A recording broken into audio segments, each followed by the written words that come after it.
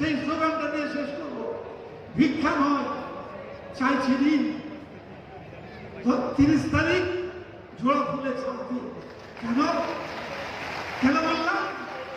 আমি যদি ভিক্ষা নিই আর 5 বছর যদি না আসি, আপনারা আমায় কিছু বলতে পারবেন না, কারণ ভিক্ষা দিলে আর আপনার কোনো অধিকার থাকে না কিছু বলার।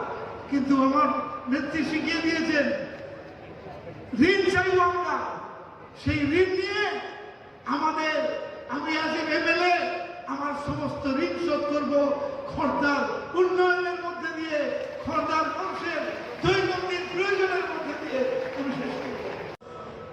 সারা দেশের মানুষ তৃণমূলের উপর তাকিয়ে আছে।